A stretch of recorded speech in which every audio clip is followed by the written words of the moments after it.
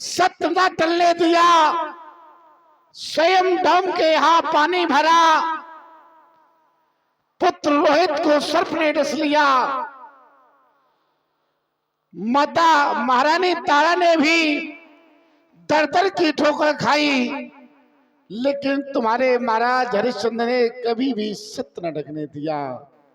ऐसे ऐसे पूर्वज तुम्हारे वंश में हुए हैं, जिन्होंने एक कबूतर के बदले अपने शरीर का मांस दे दिया। ऐसे ऐसे पूर्वज तुम्हारे वंश में हुए हैं, लेकिन क्या देख रहा हूं, दृष्टि आकाश मंडल की ओर गई। भगवान भास्कर उदयाचल से अस्ताचल की ओर प्रस्थान कर गए। संध्या का समय हो गया है, दोनों भाई जाओ संध्या करो। विगति दिवस गुरु आयुष पाई,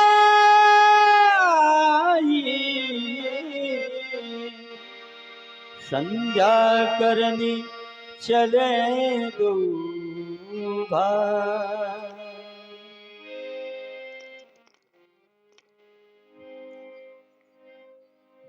परम आदरणीय पूज्य गुरुदेव भगवान के द्वारा आदेश प्राप्त हुआ मां देवी की उपासना करने का। कितना पावन समय है आज, मां देवी की उपासना करने का शुभ समय। विचार ये करता हूं कि यदि हमारे जीवन में गुरुदेव की कृपा ना होती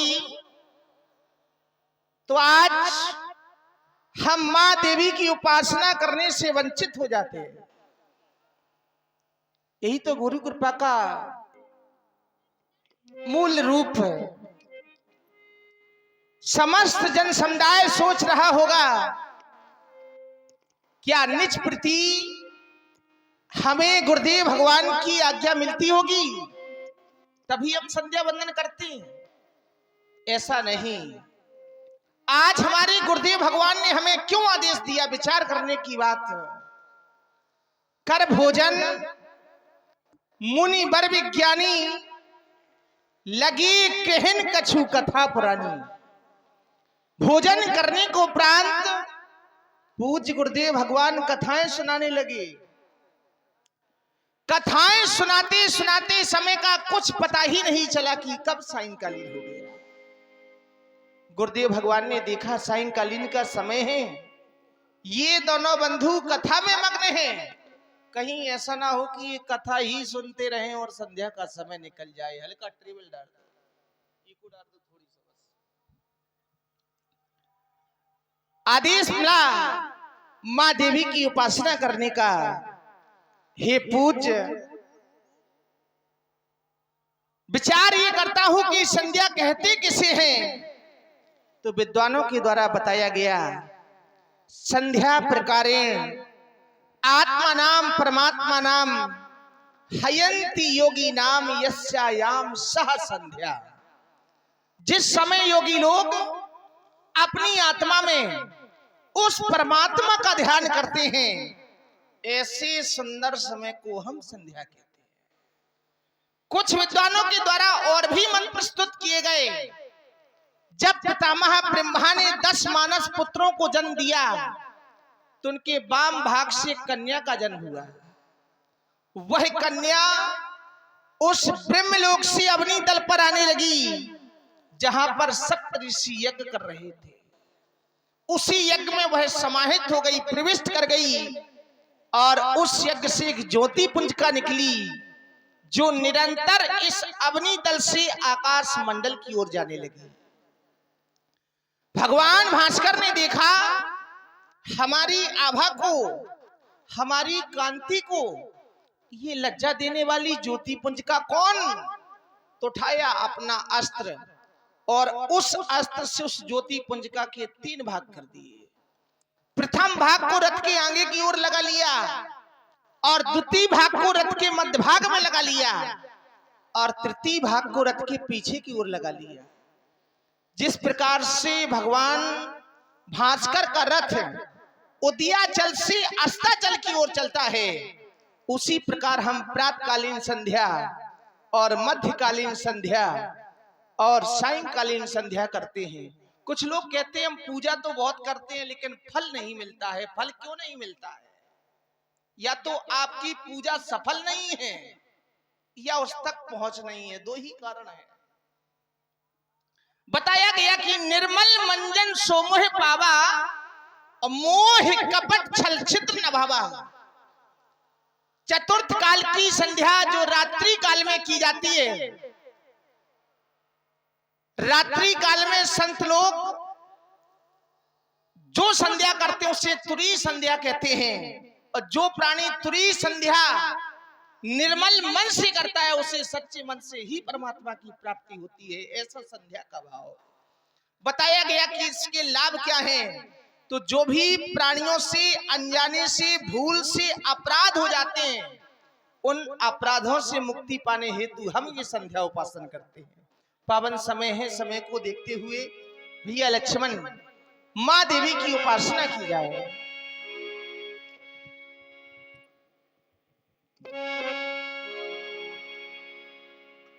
कि आदि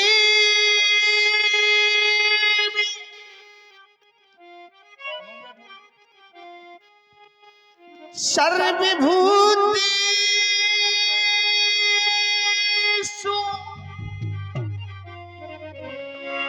संध्यारूपेण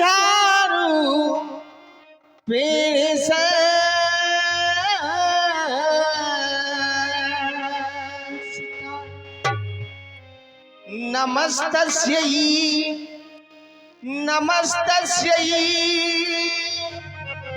नमस्तस्यै नमो नमः।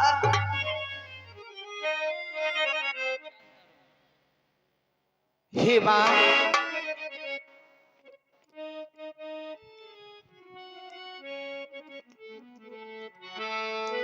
आज हम दोनों बंधु आपके समक्ष में आए हुए हैं मां, की भेंटी अर्पण करे मां तुमको मन की सुमन।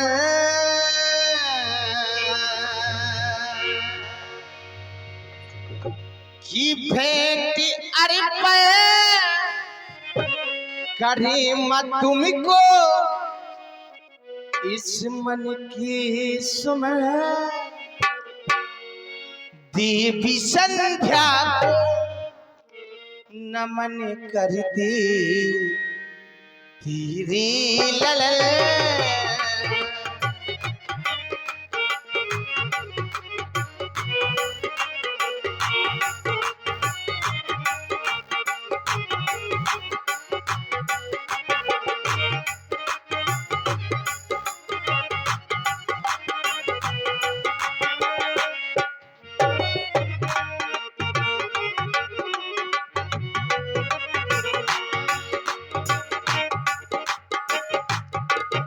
और मां, हमने ऐसा भी जाना है, शांति सुख सम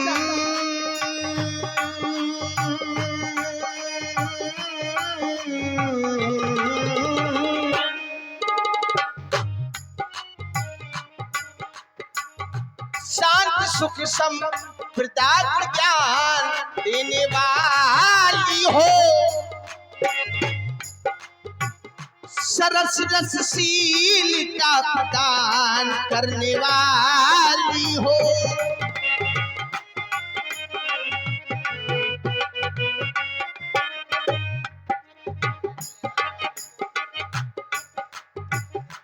दया की दृष्टि सदा रखना छूते चरण। आज दया की दृष्टि करे मां, दया की दृष्टि सदा रखना छूते चरण। देवी संध्या को नमन करते तेरे ललन।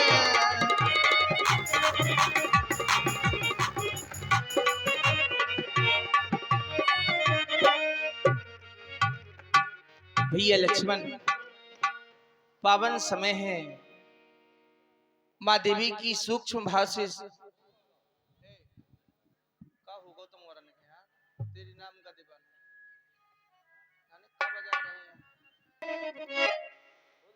किया वो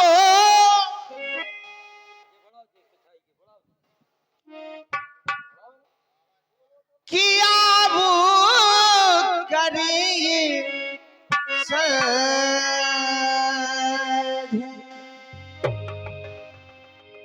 संध्या कर ले भैया, जग की है ये तो मैया संध्या।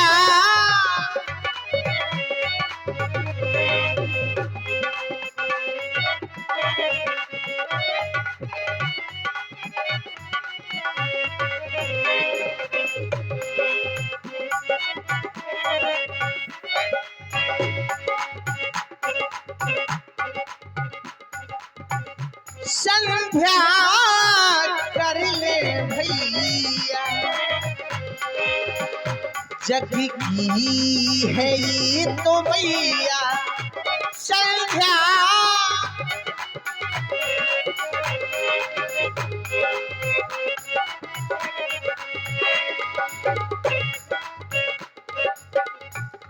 और वहाँ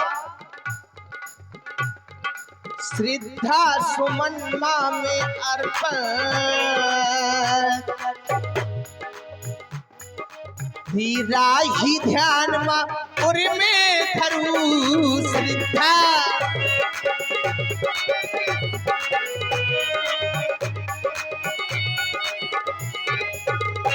जो भी प्राणी अपनी जीवन रूपी नौका को यदि संसार रूपी सागर से पार करना चाहता है, वह माँ देवी की शरण में आ जाए, उसकी जीवन रूपी नौका इस संसार रूपी सागर से पार हो जाएगी। ऐसा प्रभाव माँ संध्या का।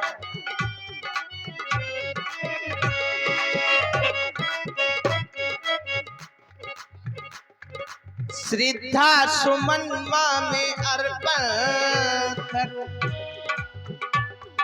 तेरा ही ध्यान माँ उर में धरू श्रद्धा।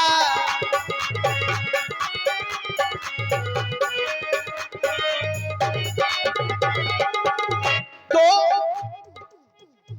भैया कर ले संध्या कर ले भैया, जग की है ये तो मैया संध्या।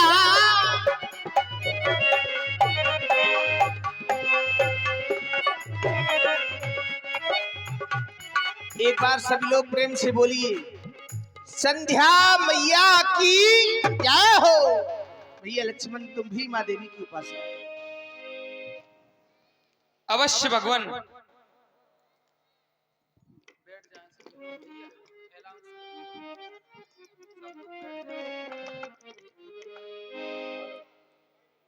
भगवान आकाश मणि दीपमान सूर्य की प्रभा को भी प्रभावित करने वाले परम श्रद्धे दिव्य ज्ञान विभूति प्रतिभा भाव प्रतिष्ठित ज्ञान मूर्ति श्री गुरुदेव के द्वारा आदेश प्राप्त हुआ।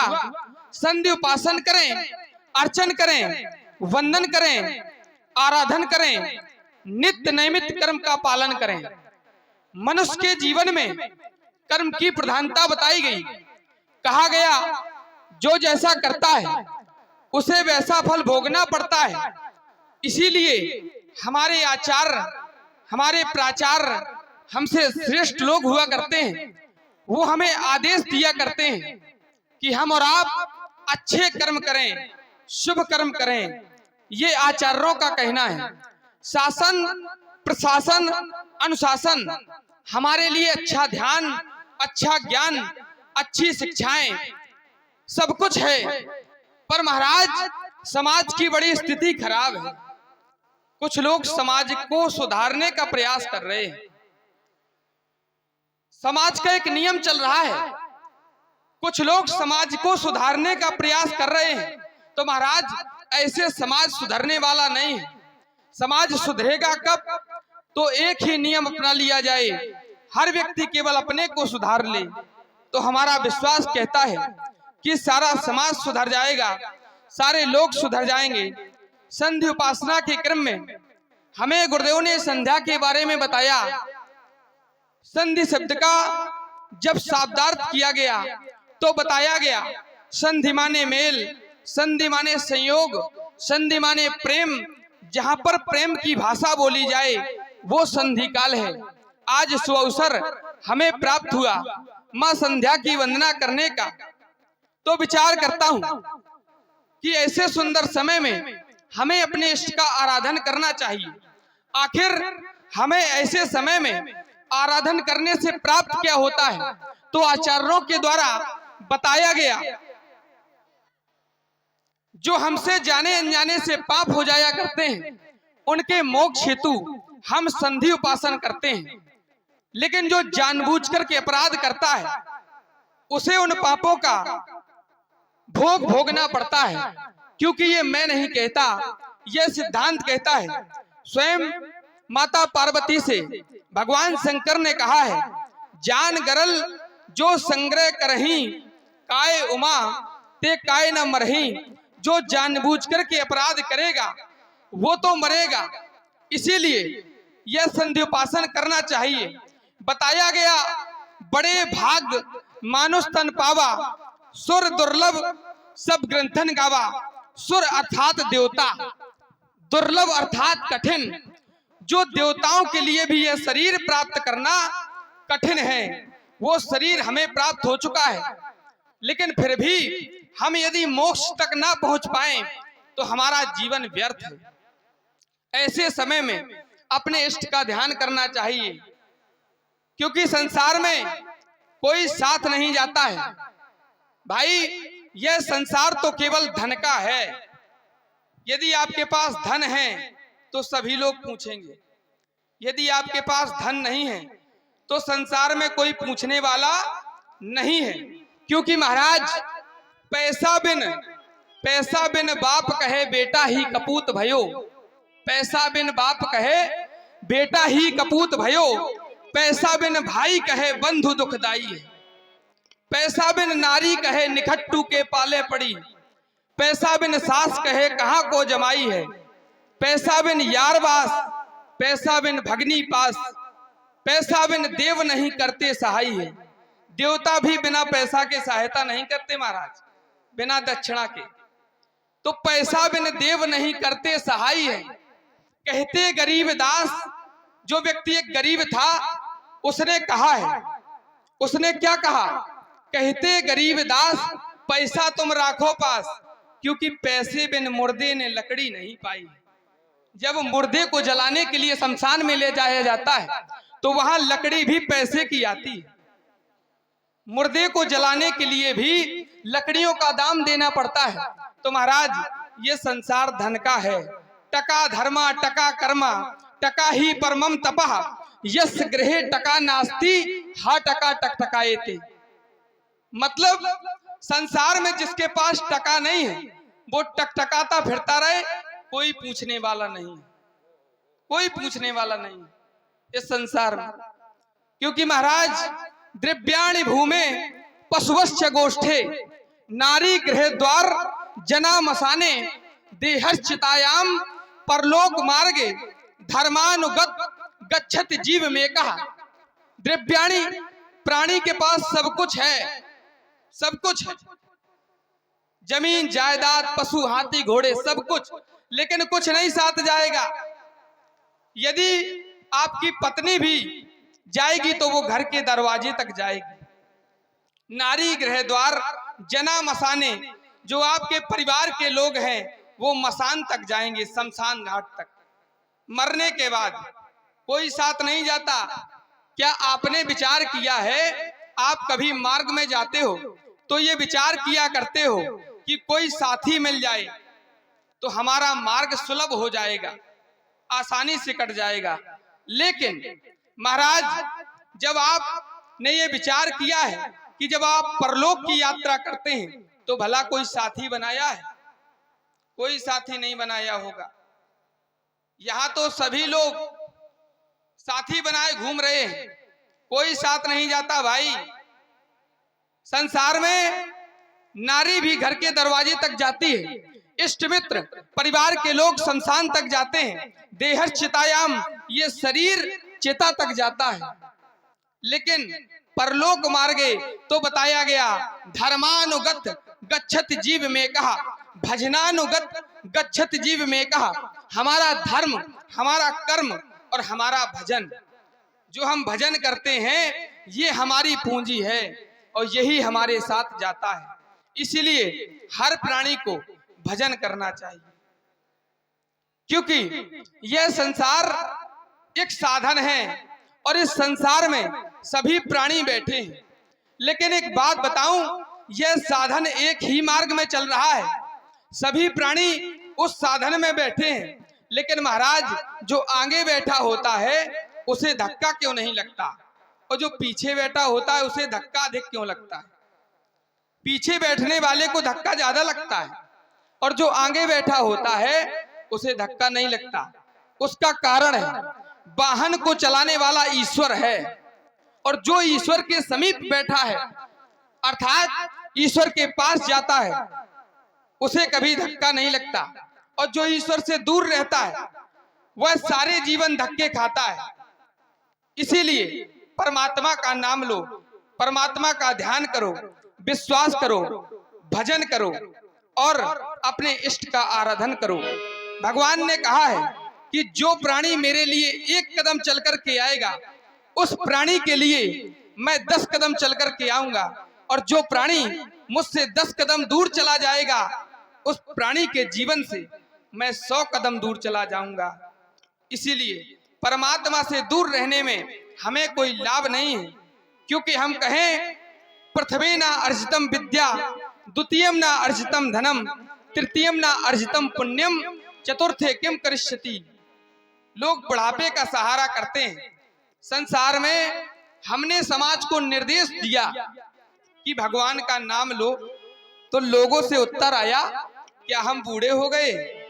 हमने समाज को कहा कि भगवान का नाम लो, तो लोगों से उत्तर आया, क्या हम बूढ़े हो गए? तो हमने कहा, भाई बुढ़ापे से और भगवान के नाम से क्या संबंध है? तो उन्होंने कहा कि महाराज, जो लोग बूढ़े हो जाते हैं वो राम नाम कहा करते हैं, हम तो अभी जवान हैं। तो हमने कहा, भाई आप अभी जवान हैं, क्या ये कोई सुनिश्चित है कि आप बुढ़ापे तक पहुंचे? ये कोई आवश्यक नहीं है कि आप बुढ़ापे तक पहुंचे। इसीलिए आज से और अभी से भगवान का नाम लिया करें, क्योंकि बुढ़ापे में कोई काम नहीं आता महाराज। हमारा हाथ ये अपना हाथ है, लेकिन बुढ़ापे में ये अपने काम नहीं आता। हमारे पैर हमारे अपने हैं, लेकिन बुढ़ापे में हम चल नहीं पाते। पैर अपने हैं लेकिन काम नहीं आते। हमारे नेत्र हमारे अपने हैं, लेकिन बुढ़ापे में हमारे नेत्र काम नहीं आते, हम नेत्रहीन हो जाते। तो अपने ही अपने काम ना आए, उनका सहारा करने की आवश्यकता नहीं है। भगवान का सहारा करिए जो आपको मोक्ष प्रदान करेगा। इसीलिए माँ, हम आपका ध्यान करते हैं, हम आपका आराधन करते हैं। हे माँ, माँ तेरे हर कदम पर, माँ तेरे हर कदम पर हम अपनी आंखें बिछा देंगे। आओगी मेरी मैया तो हृदय में बिठा लेंगे। कहीं ऐसा न हो, कहीं ऐसा न हो, प्रार्थना बेकार हो जाए। दिखा दो एक झलक अपनी कि बेड़ा पार हो जाए। हे माँ, एक झलक अपनी आप हमें दिखाइए, जिससे हमारा यह जीवन कृतार्थ हो जाए, यह पार हो जाए। जो भी प्राणी इस संसार रूपी नौका से, इस संसार रूपी सागर से अपनी जीवन रूपी नौका को यदि पार करना चाहता है तो वो संध्या माँ की शरण में आ जाए। उसकी यह जीवन रूपी नौका इस संसार रूपी सागर से पार हो जाएगी। एक बार सभी लोग बोलिए संध्या मैया की। आप लोग मौन क्यों हैं भाई? बोला वो नहीं करते जो मुर्दे हुआ करते, जो मुर्दे होते हैं वो नहीं बोलते। जीते जी प्राणी बोलता है, मरने के बाद ये जवान नहीं चलेगी। इसीलिए अभी बोलने का समय है, अभी बोलिए। सब लोग बड़े प्रेम से जयकारा लगाइए। जयकारा लगाने में कंजूसी ना करें। हमारे आराध्य भैया प्रभु श्री राम हैं, हम इनका आराधन करते हैं। एक बार जय घोष करें, बोलिए प्रभु श्री रामचंद्र की जय हो। प्राचीन ससी उड़ा